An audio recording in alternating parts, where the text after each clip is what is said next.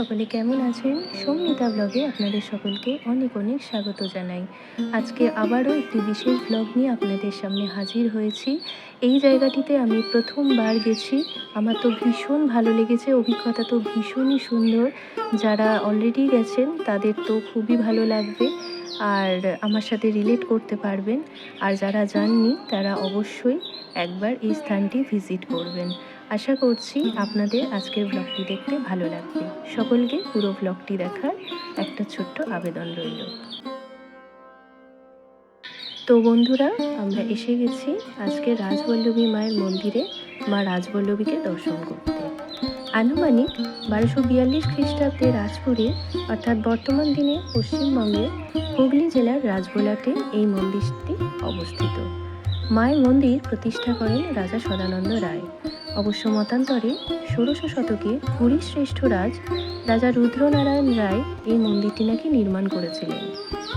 দুর্গা, কালী ও সরস্বতীর এক মিশ্র রূপ হলেন মা রাজবল্লভী।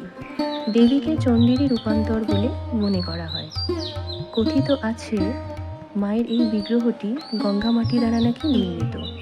প্রত্যেক 13 কিংবা 14 বছর অন্তর গঙ্গার জল ও গঙ্গা মাটি দিয়ে নতুন বিগ্রহ তৈরি করে অক্ষয় তৃতীয়ার দিন দেবীর প্রতিষ্ঠা সম্পন্ন হয়। সাদা রঙের ব্যতিক্রমী কালী মায়ের বাম পায়ে বসে বিরূপাক্ষ শিবের উপর এবং ডান পা থাকে মহাকাল ভৈরবের বুকে। দেবী রাজবল্লভী শ্বেতকালী কিংবা সাদা কালী নামেও পরিচিতা। এখন যে জায়গাটি আপনারা দেখছেন মন্দিরের ঠিক বাইরে, এখানে বিভিন্ন রকম দোকান আছে যেখান থেকে আপনারা পুজোর সামগ্রী কিংবা পুজোর ডালা সংগ্রহ করে মাকে পুজো দিতে পারেন। আর এই হলো মন্দিরের মূল প্রবেশদ্বার।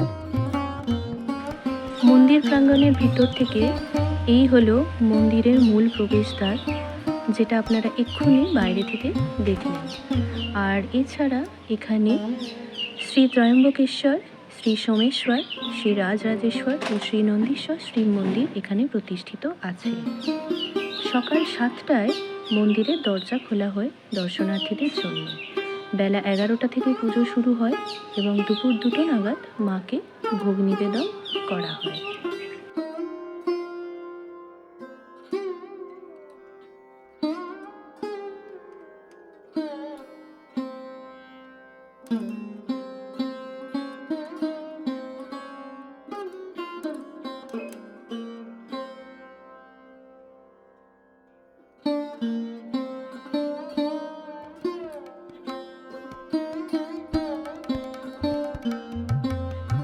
আর এখন যে স্থানটি আপনারা দেখছেন এটি হলো পঞ্চমন্ডির আসন।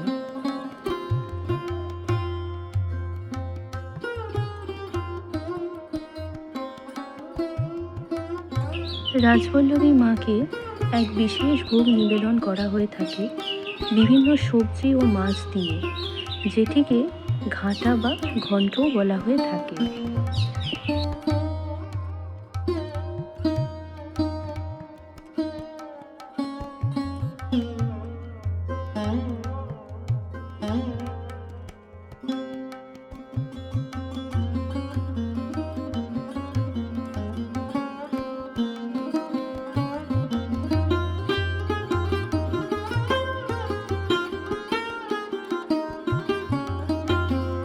তো বন্ধুরা, এই ছিল আজকে শ্বেতকালী মায়ের মন্দির দর্শনের ব্লগ। আশা করছি আপনাদের সকলের ব্লগটি দেখতে ভালো লেগেছে। ভালো লেগে থাকলে সবাই একটা ছোট্ট লাইক করে দেবেন। খুব তাড়াতাড়ি আবারও নতুন কোনো একটি ব্লগে দেখা হচ্ছে। সবাই ভালো থাকবেন, সুস্থ থাকবেন। টাটা।